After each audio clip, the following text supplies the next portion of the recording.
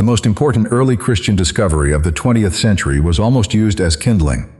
In December of 1945, an Egyptian farmer named Muhammad Ali al-Saman dug up a sealed clay jar in the desert near Nag Hammadi. Inside were 13 leather-bound codices, 52 separate texts written in Coptic in the 4th century. He took them home. His mother, not knowing what they were, fed several pages into her oven to bake bread. By the time scholars in Cairo realized what had survived, the world's largest collection of forbidden Christian Gospels had been partially incinerated by a widow who needed firewood. To understand what was nearly lost in that oven, you have to start where Muhammad Ali was standing that morning. The site is a stretch of broken cliff called Jabal al-Tarif, roughly 11 kilometers northeast of the modern town of Nag Hammadi in Upper Egypt. The cliffs there are pocked with ancient burial caves, and the desert floor at their base is rich with sabak, a nitrate soil that local farmers dig out to use as fertilizer. Muhammad Ali and his younger brother Khalifa had ridden out with a pair of camels and a set of saddlebags to gather a load. According to the account Muhammad Ali later gave to the American scholar James Robinson, the two brothers tethered their camels to a large boulder and began digging at its base. As they cleared the earth around the boulder, they struck the rim of a buried jar. The jar was roughly a meter tall, sealed at the top with a bowl-shaped lid. A blackish substance crusted around the seal suggested it had been closed with bitumen, the tar-like material used to waterproof ships in ancient Egypt. Muhammad Ali hesitated before breaking it. According to a detailed reconstruction of the find published on the patristic archive maintained by Roger Peirce, he was afraid that a jinn, a spirit, might be sealed inside. The fear lasted only as long as it took for greed to overcome it. He decided the jar might just as easily contain gold. He raised his mattock and brought it down on the lid. What spilled out was not gold. It was papyrus, bound between covers of soft leather stitched centuries before. There were 13 of these codices. A codex is what archaeologists call an early form of the bound book, the format that replaced the scroll in the first centuries of the Christian era. The Nag Hammadi codices are among the oldest bound books ever recovered from the ancient world.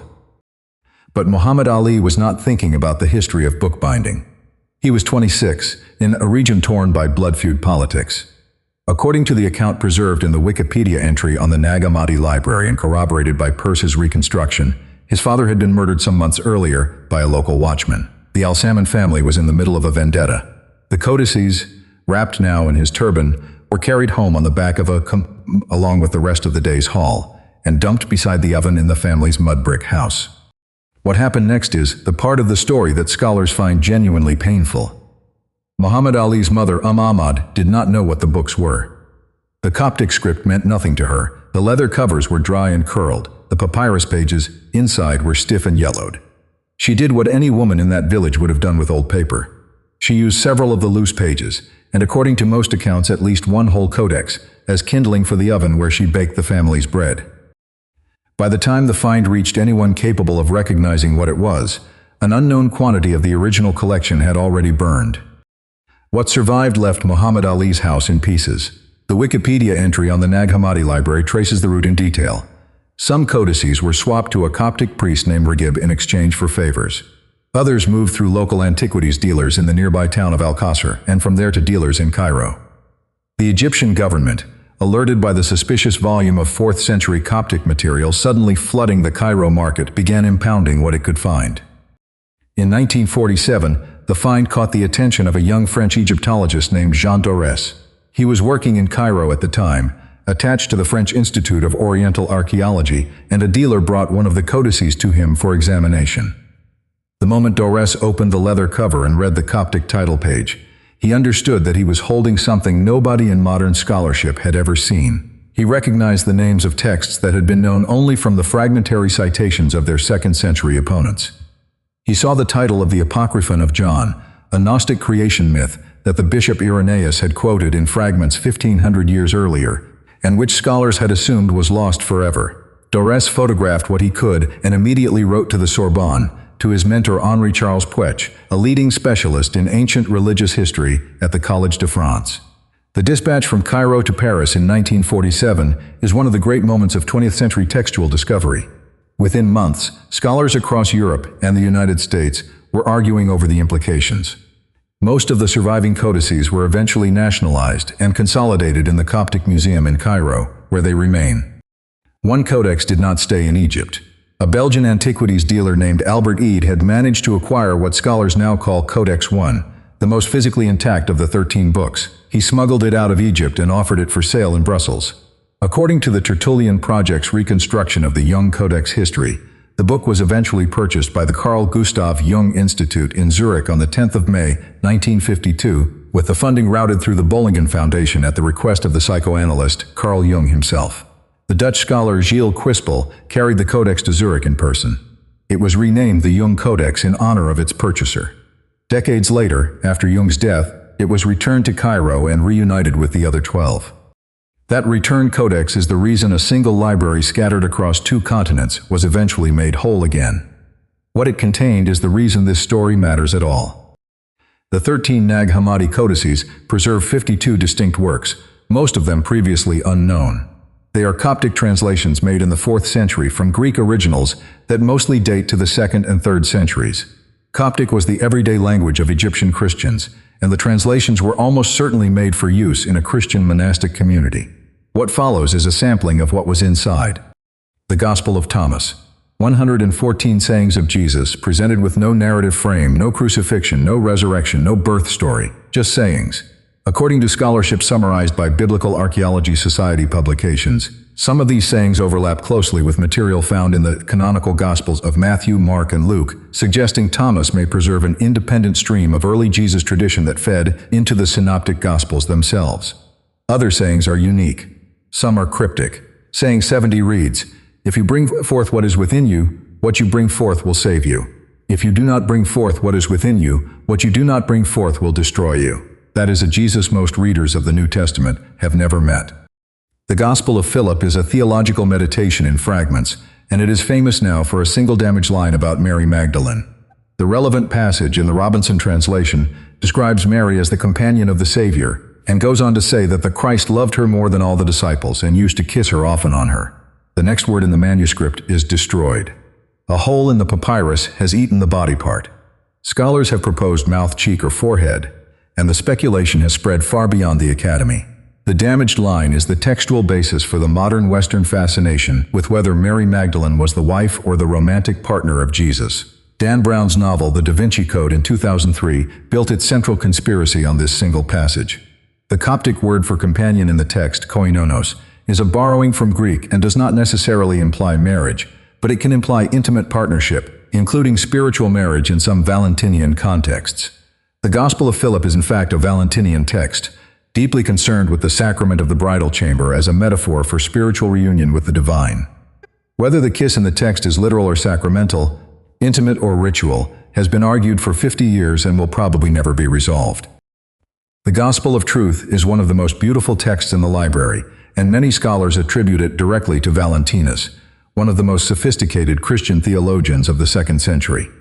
The reasons for the attribution are technical, but worth understanding.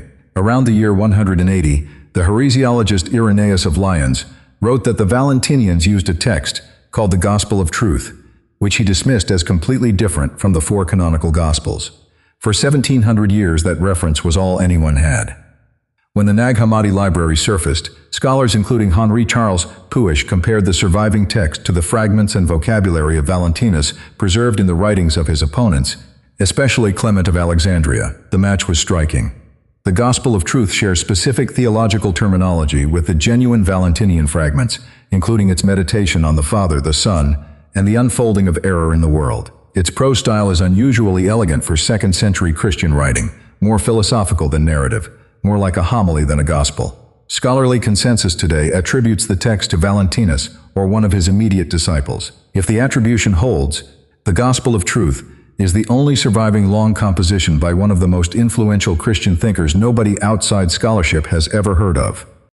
The Apocryphon of John is the cosmological centerpiece of the collection, and is the text that most clearly lays out the worldview later scholars labeled Gnostic. The story it tells begins not on earth but in the highest realm, the pleroma, which means fullness. In the pleroma dwells the true God, who is described in long lists of negations, beyond being, beyond knowing, beyond name, beyond gender. From this unknowable source, a sequence of divine emanations unfolds. First the barbello, a feminine aspect of the divine, then the Christ. Then a series of paired emanations called eons, who exist in harmonious pairs of masculine and feminine, 15 pairs in some recensions of the text. The catastrophe enters the story with Sophia. Sophia is one of the lowest eons, and her name is the Greek word for wisdom. Without the consent of her divine consort and without the consent of the Father, Sophia attempts to bring forth a thought of her own. The result is a deformed being ignorant of the pleroma from which it came. Sophia, ashamed, casts it outside the divine realm. There it grows in isolation, and it becomes the demiurge, the craftsman. The text calls him Yaldabaoth, a name probably constructed from Aramaic and meaning roughly child of chaos. Yaldabaoth, ignorant of any reality higher than his own, declares himself the only God. He fashions the material world from the lower stuff around him, and he creates the first human being. But the divine spark inside Adam, traceable back through Sophia to the true pleroma, is something Yaldabaoth himself does not understand. Human beings, in the cosmology of the Apocryphon of John, are walking around with a piece of the highest divinity trapped inside bodies built by a lesser God who does not know what he is doing. Salvation, in this system, comes from learning what you are. The Christ descends from the pleroma to reveal to humanity the secret of its true origin, to wake the divine sparks, and to teach the soul how to ascend back through the layers of the lower heavens, past the lower powers that guard each gate. The Apocryphon of John was a foundational text for several Gnostic sects, and Irenaeus quoted from it directly in his refutation. The Nag Hammadi find recovered the whole thing, in 3 different recensions across 3 different codices, which is itself an indication of how important the text was to the community that buried the library. The hypostasis of the archons on the origin of the world, the Gospel of Mary, the Sophia of Jesus Christ, each one a window into a Christianity that was and then was not. There are also 2 Hermetic tractates inside the jar, including a translation of part of the Asclepius dialogue. There is a Coptic version of a passage from Plato's Republic, abridged and adapted. The library is not narrowly sectarian. It is a working library, gathered over decades, the reading shelf of a community that drew on Christian, Jewish, Hermetic, and Platonic sources and saw no contradiction in any of it.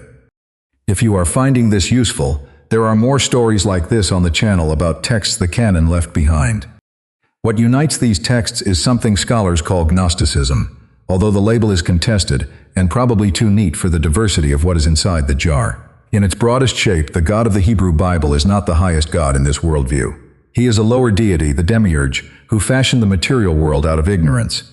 The true God dwells beyond him in the pleroma, and salvation is achieved not by faith or obedience to law, but by gnosis, by direct experiential knowledge of who you really are. You can see immediately why the institutional church that emerged in the late 2nd and 3rd centuries found this dangerous. Gnosticism, in all its varieties, undercut the authority of the bishop, the authority of the sacraments, the authority of the Hebrew Bible, and the very theology of incarnation that became the Christian creed. The orthodox bishops who consolidated power in the centuries after Constantine wrote ferocious treatises against the Gnostics. According to the Wikipedia entry on Adversus Hereses, a 2nd century bishop named Irenaeus of Lyons composed 5 long books refuting them, in a work whose full title translates as On the Detection and Overthrow of the So-Called Knowledge. Tertullian, Hippolytus, and Epiphanius followed. For most of Christian history, what we knew about Gnosticism we knew from these hostile witnesses. We had the prosecution's case and no defense. Then in 1400 years' time, the defendants spoke.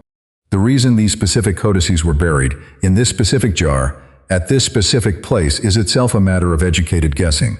The most widely accepted theory ties the burial to an event in the year 367.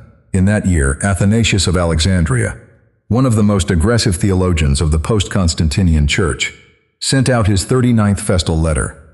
According to the account preserved by the Christian History Institute, the letter was the annual circular by which the Bishop of Alexandria informed Egyptian churches of the correct date of Easter. It was also an instrument of canonical enforcement. In the body of that letter, Athanasius issued what is now recognized as the first authoritative listing of the 27 books of the New Testament, the same 27 still used in every major Christian Bible today. Just as importantly, the letter named the books that were not to be read the apocryphal works, which Athanasius called the invention of heretics.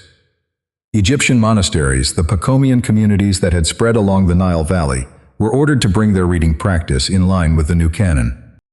There was a major Pacomian monastery only a few miles from where Muhammad Ali found the jar. The scholarly hypothesis, advanced by James Robinson and others, is that the monks of that community had, until 367, been reading Gnostic texts alongside the canonical Gospels. When the order came down from Alexandria, instead of burning their library, some of them sealed the books in a jar and buried them at the base of the cliffs. Whether they intended to retrieve them later, whether they were preserving them in protest, or whether they were simply unwilling to consign them to the flames, we will never know. The jar stayed sealed for 1,578 years. The implications of what surfaced when the jar was broken open are still being worked through. For most of the modern era, scholars had assumed that early Christianity was the religion preserved in the New Testament, with a few odd heretical movements at the margins. The Nag Hammadi Codices rewrote that picture entirely. They demonstrated that 2nd century Christianity was not one movement but many, that the line between orthodox and heretical was drawn after the fact by the side that eventually won, and that some of the losing positions had been theologically and literarily sophisticated in ways the surviving record had concealed. The scholar most responsible for bringing this argument to a wide audience was Elaine Pagels. According to her Wikipedia entry, Pagels was a young Harvard-trained historian, by then teaching at Barnard College in New York, when she published the Gnostic Gospels with Random House in 1979. The book was not a translation of the Nag Hammadi texts. It was an interpretive essay aimed at the general reader, drawing on the Codices to argue that Orthodox Christianity had triumphed over Gnosticism not because it was theologically superior, but because it had organized itself more effectively around bishops, creeds, and a fixed canon. The book won the National Book Award for Nonfiction in 1980. It won the National Book Critics Circle Award the same year. It became a New York Times bestseller, sold widely in paperback, and remains in print today, more than 4 decades later. Pagels' interpretation also helped launch a second-wave feminist reading of the Gnostic material. Some of the Nag Hammadi texts give substantial roles to female figures: Sophia in the Apocryphon of John, Mary Magdalene in the Gospel of Mary, where she is the disciple Jesus instructs in secret teachings, and where Peter resents her standing. The image of God in several of these texts includes feminine aspects: Barbelo, the mother, Sophia herself. For readers in the late 1970s and early 1980s, encountering a Christianity in which the divine was not exclusively masculine, and in which female disciples held authority, was genuinely revelatory. Pagels did not invent this reading, but her book made it accessible to millions of people who would never otherwise have heard of the Nag Hammadi find. The standard English edition of the full collection, according to the Wikipedia entry on the Nag Hammadi library, was edited by James M. Robinson and published by Harper & Row in 1977. It runs to roughly 500 pages and is now in its 4th revised edition. Robinson described the publication as marking the end of one stage of Nag Hammadi scholarship and the beginning of another. The book made the Gnostic library accessible to readers who had never set foot in a Coptic seminar. Pagels' book, published 2 years later, made the meaning of that library accessible to readers who would never open the translation itself. What remains lost is harder to count. The pages Ahmad burned that winter morning in 1945 are gone. Some sources estimate that as much as one entire codex was destroyed before the rest left the village. Other portions decayed in private hands during the years before the collection was nationalized. The codices that did survive show signs of long burial and rough handling. The conservators in Cairo spent decades pressing each leaf between glass plates and stabilizing the brittle papyrus before any sustained translation work could even begin. What does survive is enough: 52 texts, 13 codices. A library of the silenced wing of a religion, recovered after 16 centuries, by accident by a young farmer who was hoping for gold, and found instead a record of the Christianity that the official Christianity had condemned to oblivion. The jar was sealed sometime around the year 367. It was opened in 1945. In between, the Bishop of Alexandria succeeded in establishing the canon that defined the religion of half the world. He did not, as it turned out, succeed in burying everything that disagreed with it. A monastery somewhere along the Nile took the long view, and the desert took care of the rest. For more stories like this on the channel on Texts the Canon Left Behind, you know where to find them.